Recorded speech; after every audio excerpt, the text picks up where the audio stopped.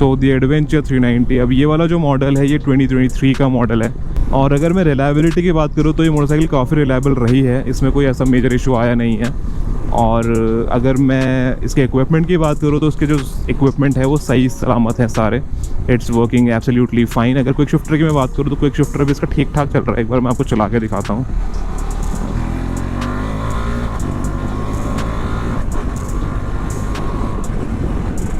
काफ़ी स्मूथ हो गया है। अब इसमें अपडेट हुआ है या क्विक शिफ्टर रमा हो गया है ये नहीं पता मुझे, पर क्विक शिफ्टर काफ़ी अच्छा काम कर रहा है पहले से तो।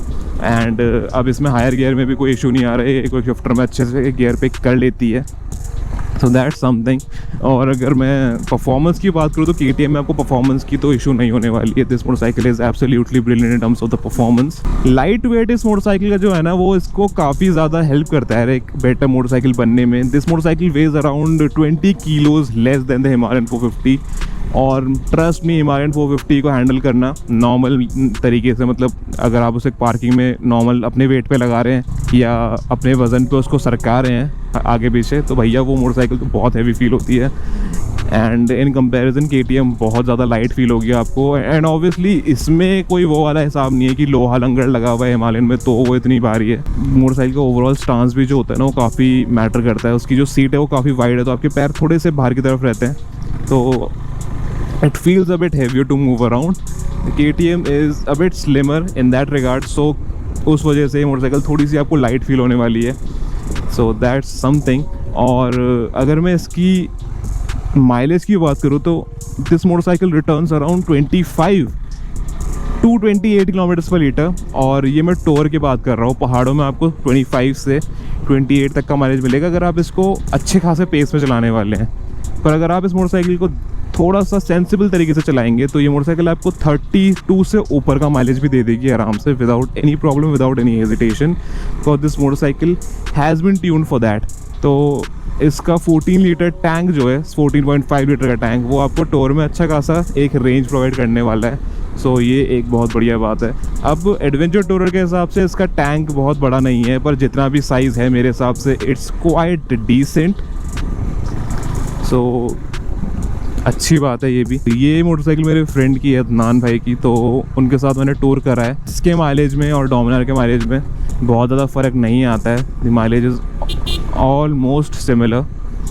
तो या परफॉर्मेंस भी आपको अच्छी खासी मिलने वाली है इस मोटरसाइकिल में और माइलेज भी अच्छा खासा मिलने वाला है। सो ये बहुत अच्छी बात रह गई है। एक और अच्छी बात जो है कि एडवेंचर 390 की, अगर आप इसको एक प्रॉपर टूरर के हिसाब से खरीद रहे हैं तो इसमें बहुत ज़्यादा बढ़िया आपको पिलियन स्पेस और पिलियन कंफर्ट मिलने वाला है। मतलब अगर आप इसकी पिछली सीट पे बैठने वाले हैं तो आपको अच्छा खासा रूम मिलेगा, लगेज के लिए भी आपको अच्छी खासी जगह मिलने वाली है, और अपने लिए भी अगर आप इसे राइड करेंगे तो ये बहुत ज़्यादा कंफर्टेबल मोटरसाइकिल है। इसमें हैंडल बार राइजर्स नहीं लगे हुए हैं, but still it is extremely comfortable. Seat इसकी थोड़ी सी स्टिफ है, but stiff seats long rides के लिए बेटर होती है, तो वो मेरे हिसाब से सही है। एंड सीट काफ़ी रूमी भी है इसकी, तो आपको हिलने मिलने में दिक्कत नहीं होगी। आप लॉन्ग टूर में इसमें कंफर्टेबल रहने वाले हैं। एक और जो अच्छी चीज़ है इस मोटरसाइकिल की वो ये भी है कि इसके फुट पेग्स जो हैं वो बहुत ज़्यादा आगे भी नहीं है, बहुत ज़्यादा पीछे भी नहीं है, एकदम सेंटर से थोड़ा सा पीछे हैं, तो हल्का सा आपको एक अग्रेसिव राइडिंग पोजीशन में मिलती है to handle the motorcycle. And अगर मैं हैंडलिंग की बात करूँ तो KTM adventure 390 is probably the best motorcycle in terms of handling. मतलब इसकी जो चैसी है, सस्पेंशन है, वो वैसे भी बेस्ड है RC और ड्यूक पे, जो ट्रैक पे चलने के लिए और स्ट्रीट पे डोमिनेट करने के लिए बनाई गई है। तो भाई उस हिसाब से इसकी हैंडलिंग जो है वो बहुत ज़्यादा तगड़ी है। अभी मैं बहुत ज़्यादा हाई स्पीड में से नहीं चला रहा हूँ क्योंकि I am not wearing my riding gears, but still this motorcycle just flies through the corners. तो हैंडलिंग तो इस मोटरसाइकिल की टॉप नॉच होने वाली है। और टायर्स की भी अगर मैं बात करूँ तो मेटजेलर टोरेंस टायर्स इस मोटरसाइकिल में आते हैं। एंड वैसे तो आपको वो टायर नहीं मिलेंगे क्योंकि बहुत ज़्यादा डिफ़िकल्ट हो गया है सोर्स करना, बट इन टायर्स की लाइफ अच्छी खासी है। 15,000 किलोमीटर चल चुकी है motorcycle, and the tyres are intact, और अभी अच्छी खासी 2,000 से ऊपर चल जाएंगे। सो लाइफ भी अच्छी खासी है, ग्रिप भी अच्छी खासी है। बहुत कम इंस्टेंसेस होते हैं जहाँ ये मोटरसाइकिल फ्रंट एंड या रेयर एंड लूज़ करती है, तो ग्रिप की भी कोई इशू नहीं है। और टायर का साइज़ जो है वो ज़्यादा नहीं है, 100 सेक्शन का आगे है, 130 का पीछे है, तो वाइड टायर नहीं है, थिन टायर है इस मोटरसाइकिल में काफ़ी, जो थोड़ा सा इसके ओवरऑल लुक और स्टांस में टांग अड़ाते हैं और थोड़ा सा स्क्रिप में भी अड़ाते हैं, क्योंकि जो रेयर टायर है इसका 130 सेक्शन का वो प्रॉपर पूरा यूज़ होता है। तो ये मोटरसाइकिल ज़्यादातर टाइम अपने एज पे चलती है, तो एज ग्रिप भी इन टायर्स की काफ़ी अच्छी है। सो टायर्स की काफ़ी तारीफ हो गई, अब बात कर लेते हैं बाकी चीज़ों की, जैसे कि गियर बॉक्स। तो गियर बॉक्स जो KTM का है वो आपको थोड़ा सा क्लंकी फील होने वाला है, बहुत ज़्यादा स्मूथ नहीं रखने लगेगा आपको अगर आपने बाकी मोटरसाइकिल चलाई है, but still it's a lot smoother than the Royal Enfields, but it's not as smooth as the Dominar somehow. So Dominar का आपको गियर बॉक्स ज़्यादा स्मूथ लगेगा अगर आप चलाएंगे, बट यार we are not comparing the Dominar 400 with this, we are just comparing the gear box of this motorcycle. So इसका motorcycle का गियर बॉक्स अच्छा है, but it's not as smooth as the competition. So यार that's something. तो refinement इस motorcycle का अच्छा खासा आपको मिलने वाला है। KTM ने बहुत ज़्यादा एडी चोटी का जोर लगा के जो 390cc मोटर है इनकी, उसमें इतना काम कर दिया है कि अब ये मोटरसाइकिल का जो इंजन है वो बिल्कुल अपने स्मूदेस्ट फॉर्म में है। मेरे ख्याल से इसी वजह से लोग बोलते हैं कि इस मोटरसाइकिल का जो रॉ फील है वो ख़त्म हो चुका है, बट या रॉ फील तो नहीं है इस मोटरसाइकिल में उतना, बट ये मोटरसाइकिल काफ़ी स्मूथ है। अब हिमालयन 450 से ज़्यादा स्मूथ तो ये मोटरसाइकिल नहीं है, हिमालयन 450 काफ़ी ज़्यादा स्मूथ है, but it is still a very very very smooth motorcycle. So अगर मैं वाइब्रेशंस की बात करूँ तो 100 की स्पीड में आपको थोड़े से वाइब्रेशंस फील होने वाले हैं फुट पैक पे, एंड हल्के से फील होने वाले हैं हैंडल बार पे, और 130 पे आपको फील होने वाले हैं वो बॉडी पर भी। सो मेरे ख्याल से सिंगल सिलेंडर मोटरसाइकिल में इतना चलता है, और वाइब्रेशंस भी आपको इतनी सिवियर नहीं मिल रही कि आप बाइक से उतर के बस खड़ी कर दोगे। वो वैसे भी आप जब चलाओगे तो आपको थोड़ी देर में आपको आदत हो जाएगी और आपकी बॉडी उस चीज़ को रेजिस्ट करेगी, उसको ज़्यादा अडेप्ट नहीं करेगी। तो अगर मैं लो एंड परफॉर्मेंस की बात करूँ तो KTM एडवेंचर 390 की स्टार्टिंग से लो एंड परफॉर्मेंस काफ़ी ख़राब रही है। मतलब ट्रैफिक में भी अगर आप इसको फर्स्ट गियर पे चलाएंगे तो बहुत ज़्यादा टाइम ऐसा होता है कि ये स्टॉल कर जाएगी, तो ये एक इसका लो एंड का इशू रहा है। बट इस मोटरसाइकिल में हमने डाला है 14 टूथ स्प्रॉकेट डोमिनार 250 और जो ड्यूक 250 में स्टैंडर्ड आता है, तो इसका जो लो एंड है वो तो काफ़ी सही हो गया। अगर मैं लो एंड की बात करूँ तो थर्ड गियर पे 25 की स्पीड से भी आप इसे पिक कर लेते हो आराम से, और बहुत ज़्यादा अच्छे से मोटरसाइकिल पिक कर लेती है। और फिर उसके बाद मिड रेंज तो इस मोटरसाइकिल स्ट्रॉन्ग है ही, एंड टॉप एंड में भी अच्छी खासी चल जाती है। तो ये इस मोटरसाइकिल की एक पार्टी पीस बन चुकी है, the top and dress that this motorcycle offers. इसी वजह से ये मोटरसाइकिल आपको इतनी इंगेजिंग फील होती है। राइड बाय वाया थ्रॉटल इस मोटरसाइकिल में आपको मिल जाता है, और जो रिस्पॉन्स है वो काफ़ी सही है। मतलब बाकी जो मोटरसाइकिल्स है जिनमें राइड बाय वाया थ्रॉटल आता है उनसे इसका रिस्पॉन्स काफ़ी ज़्यादा स्मूथ और काफ़ी ज़्यादा क्विक है।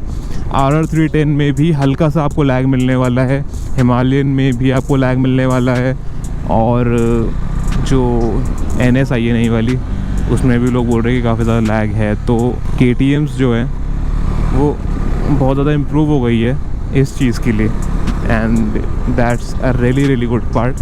बाकी इसके अलावा इस मोटरसाइकिल में जो बच जाता है वो है भाई इसकी मॉडिफिकेशंस। तो इस मोटरसाइकिल में जो मॉडिफिकेशंस है वो काफ़ी अलग है मेरे हिसाब से। ये वाला जो है पैकेज काफ़ी ज़्यादा सही रहने वाला है आपके एडवेंचर 390 के लिए, अगर आपको एक डिफरेंट हिसाब किताब चाहिए अपनी मोटरसाइकिल में, क्योंकि इस मोटरसाइकिल में लगी हुई है ऑटोलॉक डिज़ाइंस की ये बॉडी किट। सो ये वाली एक बॉडी किट लगी हुई है, बाकी इसमें विंड स्क्रीन लगी हुई है, एंड हस्क्वाना के इसमें मिरर्स लगे हुए हैं, हैंड गार्ड्स इसमें स्टॉक लगे हुए हैं KTM वाले, और इसमें एक्रापोविच की रेप्लिका एग्जॉस्ट लगी हुई है पावर पार्ट्स वाली। काफ़ी ज़्यादा रेयर हिसाब किताब आपको मिलने वाला है। एंड अगर मैं एग्जॉस्ट की बात करूँ तो वैसे तो इस मोटरसाइकिल में लाउड आवाज़ आनी चाहिए थी एग्जॉस्ट के साथ, because it's slip on exhaust और DB किलर उसमें नहीं है, बट स्टिल इट साउंड्स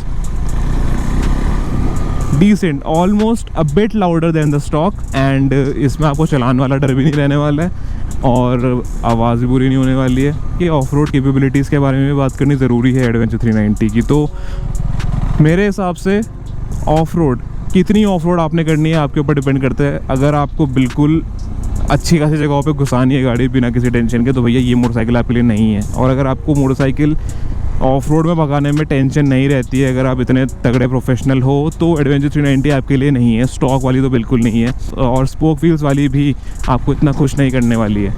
तो या उस चीज़ के लिए तो आपको हिमालयन लेनी पड़ेगी, और कोई बड़ी मोटरसाइकिल लेनी पड़ेगी, या फिर एक्सपल्स ही लेनी पड़ेगी रैली किट वाली।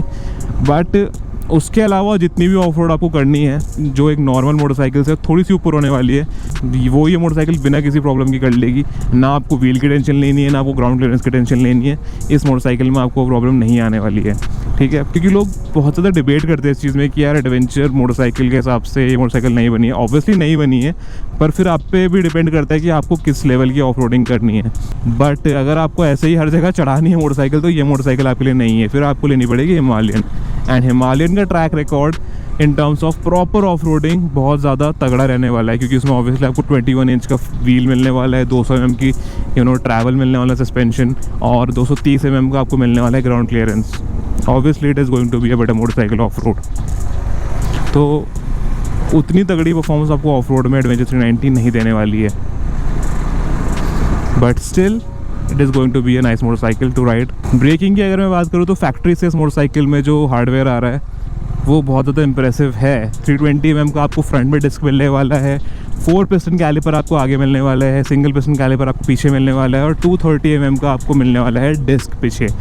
पर जो एक बुरी बात है वो ये है कि इसमें फैक्ट्री से ऑर्गेनिक ब्रेक पैड्स आते हैं आगे और पीछे, तो आपको ब्रेकिंग बहुत ज़्यादा तगड़ी नहीं मिलने वाली है। ब्रेकिंग आपको थोड़ा सा निराश करेगी इस मोटरसाइकिल की, अगर आपने दूसरी मोटरसाइकिल चला रखी है जिनमें ब्रेकिंग बेटर है।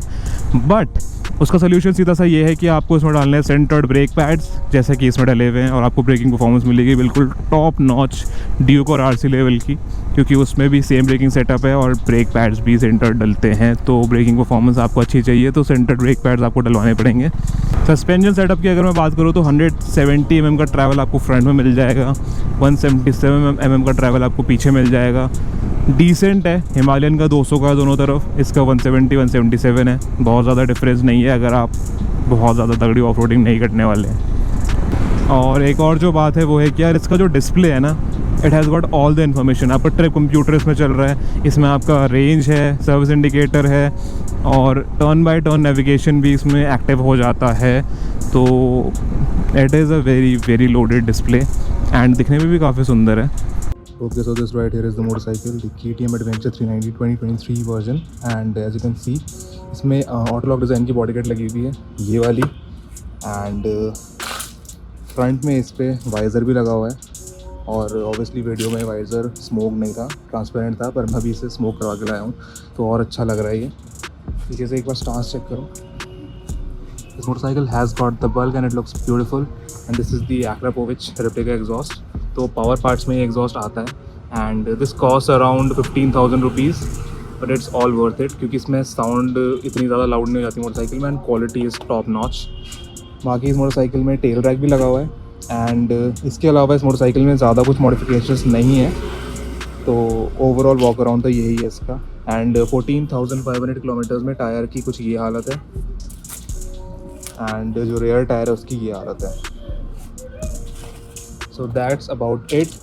रेयर में इसमें क्रैंक वन के ब्रेक पैड्स लगे हुए हैं, और फ्रंट में इसमें ब्रेम्बो सेंटर्ड ब्रेक पैड्स लगे हुए हैं। तो braking performance also top notch, this is also there. तो अब अगर मैं कंक्लूजन की बात करूँ तो कंक्लूजन इस वीडियो को ये रहने वाला है कि अगर आपको एडवेंचर 390 लेनी है 2024 में, तो आप कंसिडर कर सकते हैं। This motorcycle is really value for money. आप इसका कोई सा भी वेरिएंट लेंगे आपको प्रॉब्लम नहीं होने वाली है। It is going to be a really very very nice buy. इसका मैंने कंपैरिजन बना रखा है हिमालयन के साथ भी, इसका कंपैरिजन मैंने बना रखा है G310 GS के साथ भी, एंड दोनों ही कंपैरिजन में ये मोटरसाइकिल मुझे बेटर लगी है दोनों मोटरसाइकिल से, हिमालयन और GS से। तो इन माय ओपिनियन अगर आपको ख़रीदनी है तो आप आँख बंद करके ख़रीद सकते हैं एडवेंचर 390, बट स्टिल एक बार आप टेस्ट राइड ज़रूर लीजिए अपनी पसंदीदा मोटरसाइकिल्स की, शॉर्टलिस्ट करिए, टेस्ट राइड लीजिए, 1 2 3 4 जितनी टेस्ट राइड लेनी है लीजिए, उसके बाद फाइनलाइज़ करिए अपनी मोटरसाइकिल। क्योंकि कभी कभी ऐसा होता है कि बार बार आप मोटरसाइकिल को चलाएंगे तब आपको उसकी छोटी छोटी प्रॉब्लम्स और छोटे छोटे जो उसके प्रोज हैं वो आपको पता चलेंगे। तो टेस्ट राइड लेना आप ना भूलें। तो यही होने वाला है इस वाली वीडियो के लिए, the long term review of the adventure 390, and yep, that was it. Like, share and subscribe, link is in the description for the Instagram handle, and as always, ride safe and keep riding hard.